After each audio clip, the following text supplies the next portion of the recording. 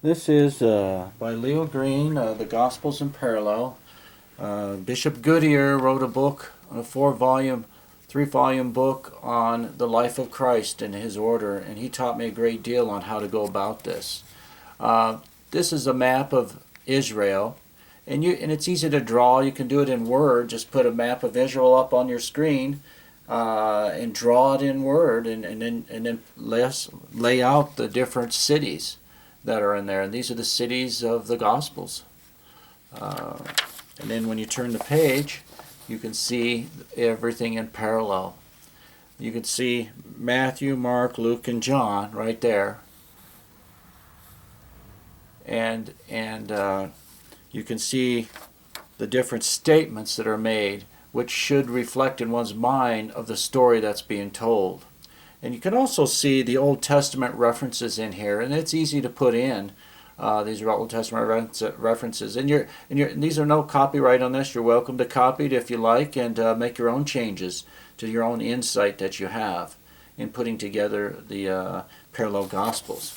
The way the Bishop Gusher approached it in the 1920s is that Matthew was written first. The tradition is in the church that Matthew was written first.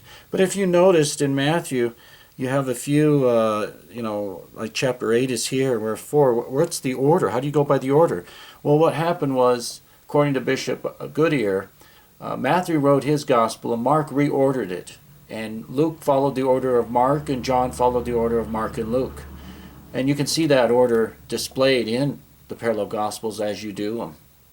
And what Matthew didn't have a computer.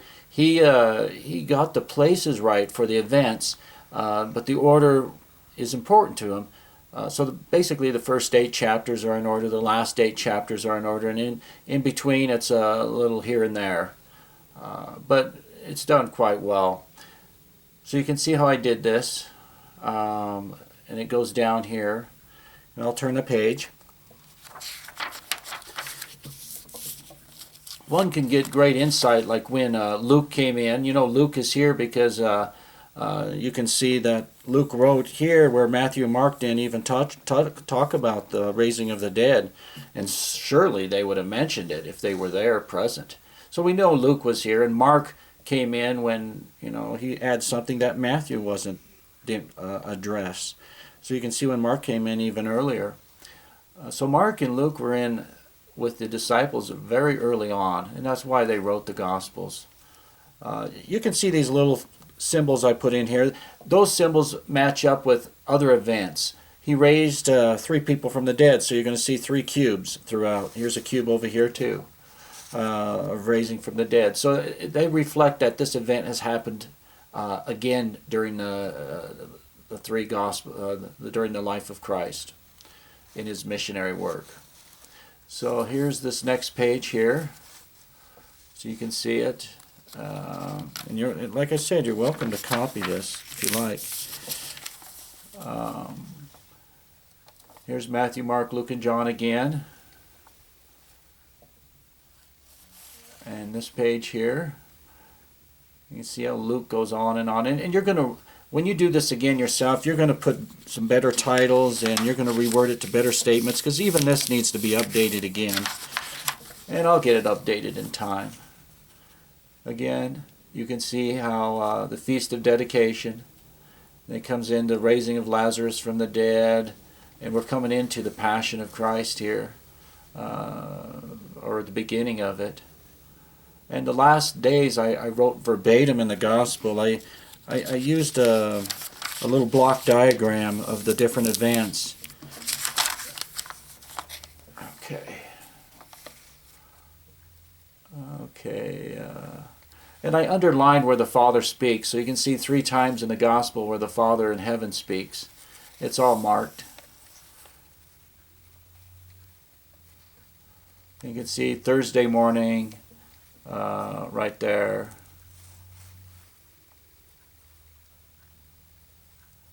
As things are approaching, Friday, day of preparation, Wednesday.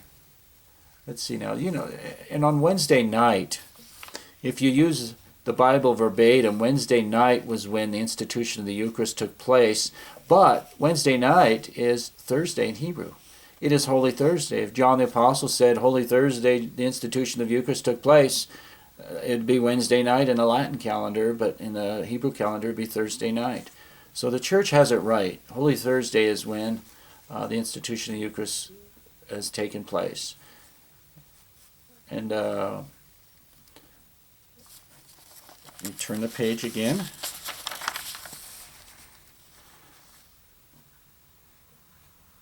I use and there could be errors in here. I mean, I'm only human.